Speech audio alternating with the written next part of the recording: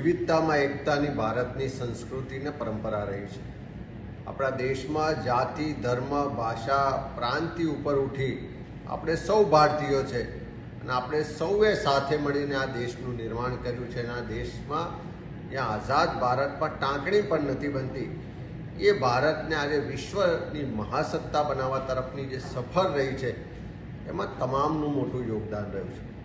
આ દેશના બંધારણે આપણને સૌને સમાનતાનો અધિકાર આપ્યો છે અને બંધારણે પણ ચોક્કસ સમુદાયો, ચોક્કસ ધર્મ, જાતિના લોકોને વિશેષ છૂટ પણ આપી છે।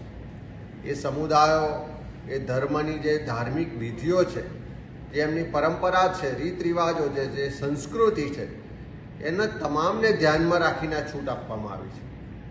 અને જ્યારે આજે ગુજરાતમાં મુખ્યમંત્રી શ્રી દ્વારા યુસીસી માટે કમિટી બનાવવાની જાહેરાત કરી છે ત્યારે એટલું ચોક્કસ કહેવું પડે કે બંધારણે આપણને સમાનતાનો અધિકાર આપ્યો છે, સાથે સાથે બંધારણે ચોક્કસ સમુદાયોને છૂટ પણ આપી છે।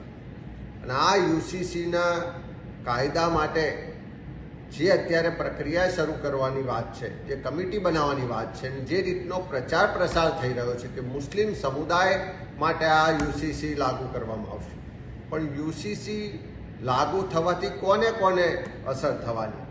મુસ્લિમ સમાજની સાથે સાથે ગુજરાતની 14% વસ્તી ધરાવતા આદિવાસી સમાજને સવિશેષ અસર થવાની, કારણ કે આદિવાસી સમાજની પોતાની સંસ્કૃતિ છે, પોતાની પરંપરાઓ છે, પોતાના રીત રિવાજો છે, પોતાની લગ્ન વ્યવસ્થા માટેના પરંપરાઓ છે। આ બધાનો ધ્યાનમાં રાખીશું તો ગુજરાતમાં સૌથી વધારે યુસીસીની અસર થશે આદિવાસી સમાજને।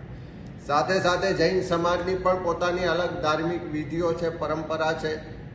જેમ કે જૈન સમાજમાં કોઈ સંથારો કરે તો એ જૈન સંસ્કૃતિ, જૈન ધર્મ એને મહત્વ આપે છે, એને એક સન્માનની ભાવનાથી જોવે છે, પણ જો બીજા કોઈ સમાજમાં થાય તો એને આત્મહત્યા સાથે મૂલવવામાં આવે છે। એ જ રીતે એન્ટી ડીએનટી એટલે કે વિચરતી ને વિમુખ જાતિના જે સમુદાયો છે, દેવી પૂજક સમાજ હોય કે બીજા સમાજો છે, એની પોતાની પણ એક અલગ અલગ પરંપરાઓ છે, અલગ અલગ ધાર્મિક વિધિઓ છે, રીતિ રિવાજો છે, સંસ્કૃતિ છે। આ કાયદાથી એમને પણ મોટી અસર થવાની, એટલે ખાસ કરીને આખા ગુજરાતમાં જે આદિવાસી સમાજ છે, બક્ષીપંચ સમાજ છે, જૈન સમાજ છે, એન્ટી ડીએનટીનો વર્ગ છે, એને આ યુસીસીથી ખૂબ મોટી અસર થવાની।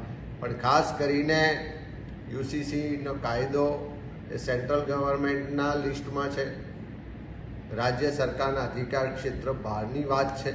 કમિટી બનાવી અને 45 દિવસમાં રિપોર્ટ આપવો ને એની ભલામણો કરવામાં આવશે એવી જે વાત કરવામાં આવે છે, હું માનું છું કે અત્યારે રાજ્યમાં જે જિલ્લે ભારતીય જનતા પાર્ટીની જે આંતરિક વોર ચાલી રહી છે, જે ભારતીય જનતા પાર્ટીની અલગ અલગ ગેંગો સામસામે આવીને ખુલીને પત્રો લખી રહી છે, નિવેદનબાજી કરી રહી છે, એમનો પાપના જે કૃત્યો છે ખુલ્લા પાડી રહી છે, એનાથી લોકોનું ધ્યાન ભટકાવવાનો પ્રયત્ન છે।